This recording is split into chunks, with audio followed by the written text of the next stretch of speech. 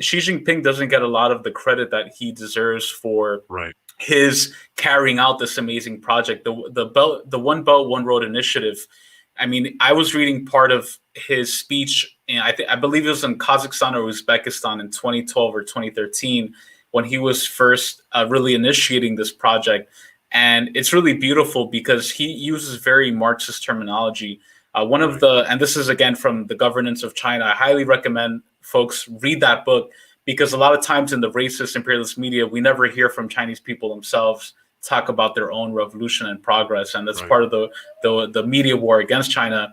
But one of the things that Xi Jinping talks about in his conceptualization of the Chinese Dream and the Belt and Road Initiative is the negation of the negation, which is a term in Marxism that represents the finalization of a contradiction, but on a new and higher level. For example, if you're doing a cartwheel, you start off in one position like this with your hands up. Then you end up the antithesis of that, which is with your hands on the ground and your feet up in the air. So that's the negation of the first contradiction. And then the negation of the negation is you're back on your feet with your hands up again, but you're in a new place. And we apply that same analogy to the construction of socialism and communism, where we have primitive communism, what some would call primitive communism, or early germs of communism, collective society, pre-capitalism. Then we moved into a class society, which we're in now under capitalism, and eventually we'll get to communism, which is the negation of class society. And a new and higher level, we're collective again, but on a new technological basis, based on abundance, based on material wealth and resources. Socialism has to be based on wealth. It's not about going backward, it's about going forward. Xi Jinping talks about that in the Belt and Road Initiative, that we need to be we need to have wealth and prosperity in order to build socialism. And interestingly enough, another point about the Belt and Road Initiative is that it builds on what existed thousands of years ago when we're talking about the Silk Road.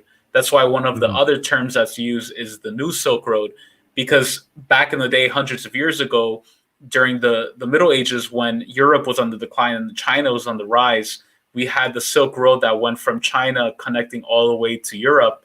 And that's when the Chinese trade began expanding and civilization began growing. Eventually that declined, but now there's the New Silk Road, which is the negation of the old Silk Road. And so Xi Jinping uses a lot of like it's very subtle too. He doesn't use it in a way that's very academic-y or like very like Western and chauvinist. He uses it in a way that's very simple to understand. And in the way he talks to the Chinese people, he's like, look, we will be prosperous again. We will, and kind of like, I don't want to say like kind of like MAGA, like Make America Great Again, but in a way that's more revolutionary. It's not based on like, colonization and imperialism.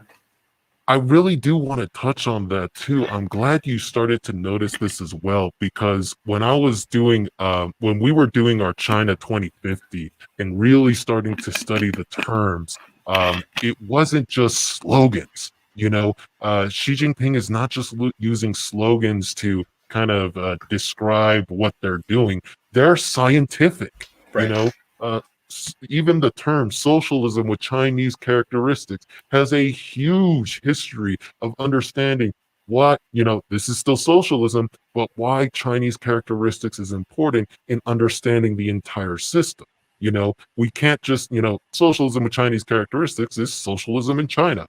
But it's not just that, when you start to understand the century of humiliation to the Chinese Revolution, to the Great Leap Forward and Cultural Revolution and Deng Xiaoping's reforms, then you start to see a holistic sort of sense like, oh, Chinese characteristics is actually studying the conditions of a country that has gone through such a unique experience and is attempting to reach is on a socialist pathway and is trying to go through its own way, rather than the Soviet Union model that uses centralized planning and whatnot. There was actually a nifty chart that I retweeted on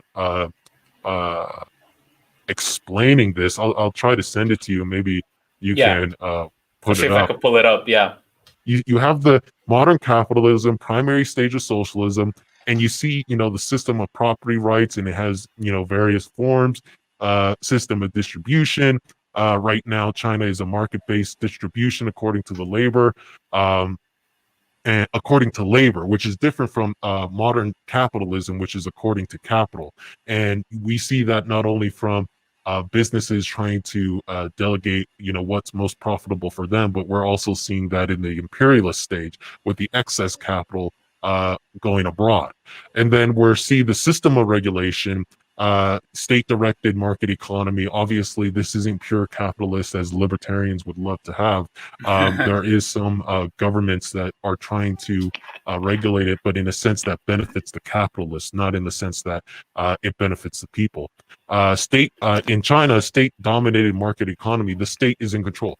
Like last week, I think there was I bookmarked it on my Twitter. There was a huge billionaire that got arrested, and the state seized all the assets and basically nationalized the company, $1 billion company. Yeah, Chinese billionaire arrested and business seized by state.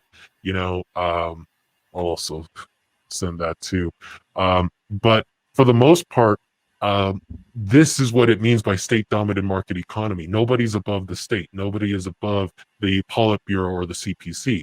And from what you all can see from intermediate stage, advanced stage, and communism, these are all Chinese concepts, and these are actually plotted out in China's plan to move forward. The intermediate stage of socialism is going to happen from I think it's the anniversary of the Chinese Revolution, 100-year anniversary in 2050, and it's going to be going on till apparently 2077. And from 2077 on to 2020, or not 2000, 2100, we're going to be reaching the advanced stages of socialism. Communism, still not planned yet. We still don't know how that's going to look like. But please tell me, what other system actually plans for the next 100 years?